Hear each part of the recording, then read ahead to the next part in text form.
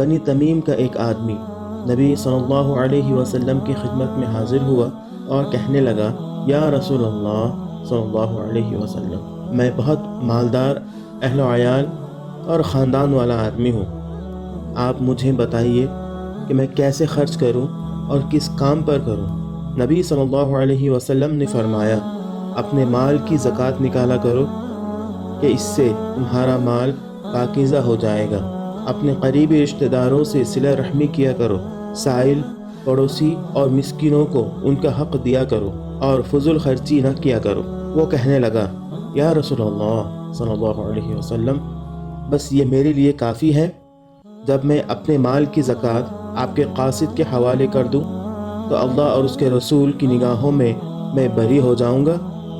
نبی صلی اللہ علیہ وسلم نے فرمایا، ہاں، جب تم میرے قاصد کو زکوٰۃ ادا کر دو تو تم اس سے بری ہو جاؤ گے اور تمہیں اس کا اجر ملے گا اور گناہ اس کے ذمے ہوگا جو اس میں تبدیلی کر دے۔ الحمدللہ رب العالمین والصلاة والسلام علی نبینا محمد خاتم الانبیاء و سید المرسلین وعلی آلہ وصحبہ اجمعین، اما بعد۔ رب اشرح لی صدری ویسر لی امری واحلل عقدۃ من لسانی یفقہوا قولی۔ السلام علیکم ورحمۃ اللہ وبرکاتہ۔ میں محمد عامر سورہ بنی اسرائیل کی تفسیر کی سیریز لے کر حاضر ہو چکا ہوں۔ آج انشاءاللہ تعالی آیت نمبر 26 تا 28 کی تفسیر پڑھیں گے۔ تو تفسیر کی شروعات کرتے ہیں تلاوت قرآن پاک سے۔ اعوذ باللہ من الشیطان الرجیم، بسم اللہ الرحمن الرحیم۔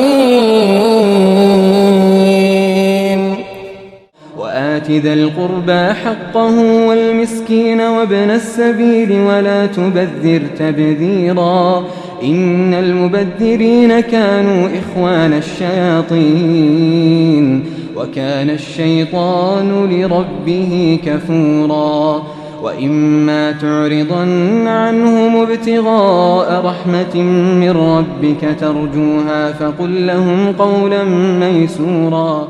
وآتی ذا القربى حقه والمسکین وابن السبیل ولا تبذر تبذیرا، اور رشتہ داروں اور محتاجوں اور مسافروں کو ان کا حق ادا کرو اور فضول خرچی سے مال نہ اڑاؤ۔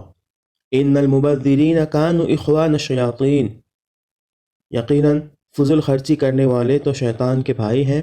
وکان الشیطان لربہ کفورا، اور شیطان اپنے رب کا ناشکرا ہے۔ وَإِمَّا تُعْرِضَنَّ عَنْهُمُ ابْتِغَاءَ رَحْمَةٍ مِّن رَّبِّكَ تَرْجُوهَا، اگر ان سے یعنی حاجت مند رشتہ داروں، مسکینوں اور مسافروں سے تمہیں کترانا ہو اس بنا پر کہ ابھی تم اللہ کی اس رحمت کو جس کے تم امیدوار ہو تلاش کر رہے ہو، فَقُلْ لَهُمْ قَوْلًا مَيْسُورًا، تو انہیں نرمی سے جواب دے دو۔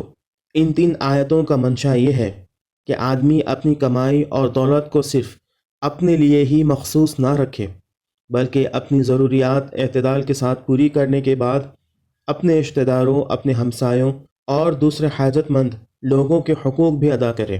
اجتماعی زندگی میں تعاون، ہمدردی اور حق شناسی و حق رسانی کی روح جاری و ساری ہو۔ ہر رشتہ دار دوسرے رشتہ دار کا معاون اور ہر مالی اعتبار سے طاقتور انسان اپنے پاس کے محتاج انسان کا مددگار ہو۔ ایک مسافر جس بستی میں بھی جائے اپنے آپ کو مہمان نواز لوگوں کے درمیان پائے۔ معاشرے میں حق کا تصور اتنا وسیع ہو کہ ہر شخص ان سب انسانوں کے حقوق اپنی ذات پر اور اپنے مال پر محسوس کرے جن کے درمیان وہ رہتا ہو۔ ان کی خدمت کرے تو یہ سمجھتے ہوئے کرے کہ ان کا حق ادا کر رہا ہے، نہ یہ کہ احسان کا بوجھ ان پر لاد رہا ہے۔ اگر کسی کی خدمت سے معذور ہو تو اس سے معافی مانگے اور خدا سے فضل طلب کرے تاکہ وہ بندگان خدا کی خدمت کرنے کے قابل ہو۔ ان 3 آیتوں کی دفعات بھی صرف انفرادی اخلاق کی تعلیم ہی نہ تھیں، بلکہ آگے چل کر مدینہ طیبہ کے معاشرے اور ریاست میں انہی کی بنیاد پر زکوٰۃ اور نفلی صدقات کے احکام دیے گئے، وصیت اور وراثت اور وقف کے طریقے مقرر کیے گئے، یتیموں کے حقوق کی حفاظت کا انتظام کیا گیا، ہر بستی پر مسافر کا یہ حق قائم کیا گیا کہ کم از کم 3 دن تک اس کی ضیافت کی جائے، اس کی مہمان نوازی کی جائے، اور پھر اس کے ساتھ ساتھ معاشرے کا اخلاقی نظام عملاً ایسا بنایا گیا کہ کہ پورے اجتماعی ماحول میں فیاضی، ہمدردی اور مدد کی روح جاری و ساری ہو گئی، حتیٰ کہ لوگ آپ ہی آپ قانونی حقوق کے ماں سوا ان اخلاقی حقوق کو بھی سمجھنے اور ادا کرنے لگے جنہیں نہ قانون کے زور سے مانگا جا سکتا ہے نہ دلوایا جا سکتا ہے۔ اللہ رب العزت نے والدین کے حقوق کا ذکر کرنے کے بعد جو رشتہ داروں اور ضرورت مندوں کا ذکر کیا ہے، اس سے یہ بات سمجھ میں آتی ہے کہ یہ لوگ جو ہمارے رشتہ دار ہیں یا ہمارے معاشرے میں، ہمارے پڑوس میں جو ضرورت مند اور حاجت مند ہیں، ایسے لوگوں کی مدد کرنا بھی ہمارا ایمان کا ایک تقاضا ہے۔ آج کے لیے اتنا ہی۔ اللہ تعالیٰ سے دعا ہے کہ اللہ تعالیٰ ہمیں بھی ان آیتوں کو سمجھنے اور ان پر عمل کرنے کی توفیق عطا فرمائے۔ آمین۔ وآخر دعوانا ان الحمد للہ رب العالمین۔ والسلام علیکم ورحمۃ اللہ وبرکاتہ۔